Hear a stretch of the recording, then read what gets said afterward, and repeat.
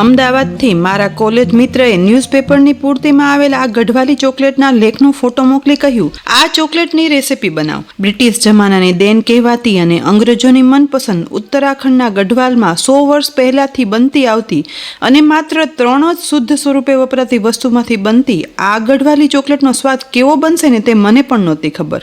પણ માત્ર એક જ લાઈનમાં આપેલી રેસીપીમાંથી આ ચોકલેટ મેં બનાવી અને સ્વાદ બધાને, ખાસ કરીને બાળકોને ચખાડ્યો ને એટલો અદ્ભુત સ્વાદ ને કે સ્વાદ વિશે કહેવા પાસે મારી પાસે શબ્દ નથી.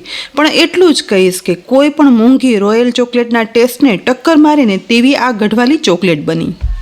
ગઢવાલી ચોકલેટ બનાવવા માટે ગેસની લો ફ્લેમ પર ગરમ થતી કડાઈમાં પહેલાં લઈએ ગાયનું ઘી, જે 1/8 કપ એટલે કે 2 ટેબલસ્પૂન ઉમેરી દેવાનું છે.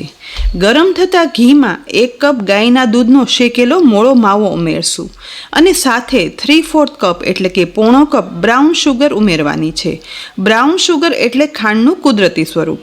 બસ આ 3 સામગ્રીને ગેસની લો ફ્લેમ પર સતત મિક્સ કરતા જઈ અને શેકવાનું છે. પણ હા, આપણે પેંડા નથી બનાવતા, પણ ગઢવાલી ચોકલેટ બનાવીએ છીએ. માટે આ બધી સામગ્રી એક પરફેક્ટ સમય સુધી એવી રીતે શેકશું ને કે જેથી તેમાંથી પેંડા નહીં પરંતુ અંગ્રેજોના જમાનાની પ્રખ્યાત ઉત્તરાખંડની ગઢવાલી ચોકલેટ બનશે. અહીં બધું મિક્સ કરતા ગરમ થઈ ઘીમાં માવો અને બ્રાઉન સુગર મિક્સ થઈ ગયા છે. છતાં પણ ગેસની લો ફ્લેમ પર મિક્સ કરતા જઈ શેકતા 2 મિનિટ પછી આ મિશ્રણ થોડું એવું લિક્વિડી બનશે અને માવો પણ શેકેલો લીધો છે. માટે આ મિશ્રણનો કલર આવો સરસ લાઇટ બ્રાઉન આવ્યો છે અને આ ચોકલેટનો ખાસિયત સ્વાદની સાથે ઓરિજિનલ રીતે આવેલો બ્રાઉન કલર છે.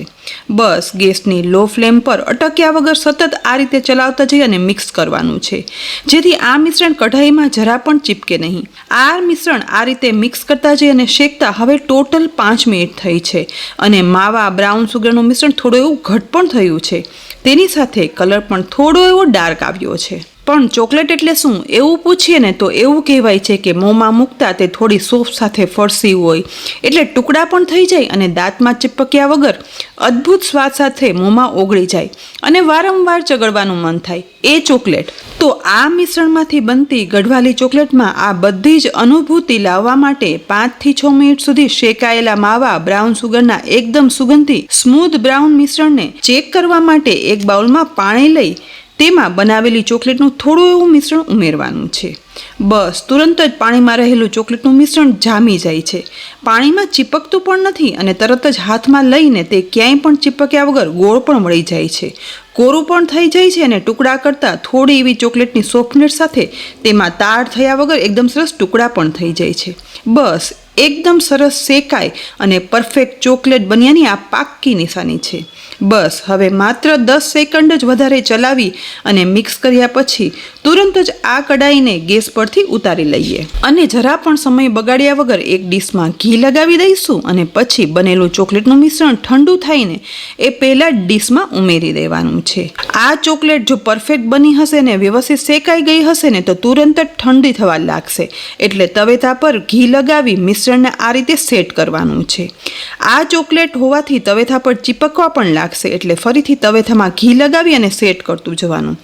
તુરંત જ મિશ્રણ ઠંડુ થઈ જતું હોવાથી વાટકીથી પણ મિશ્રણ સેટ નહીં થાય. એટલે આ મિશ્રણ જેવું પણ સેટ થાય ને ત્યારે આ જ સમયે ચપ્પુ વડે નાના નાના કટ પણ પાડી લેવાના છે. આ મિશ્રણ ચપ્પુમાં પણ ચીપકવા લાગશે તેથી તેમાં ઘી લગાવતા જઈ અને આ રીતે કટ પાડવાના. બસ નાના નાના સ્ક્વેર ચોકલેટના ટુકડા થાય ને એવા કટ પાડી લેવાના છે અને ચોકલેટમાં કટ પાડ્યા ને એટલા સમયમાં જ આ ચોકલેટ ઠંડી થઈ અને આપોઆપ ડીશમાંથી ઉખડવા પણ લાગી અને ટુકડા પણ થવા લાગ્યા. એટલે હવે ચપ્પુ વડે ડીશમાંથી ચોકલેટના ટુકડા અલગ કરી લેવાના છે.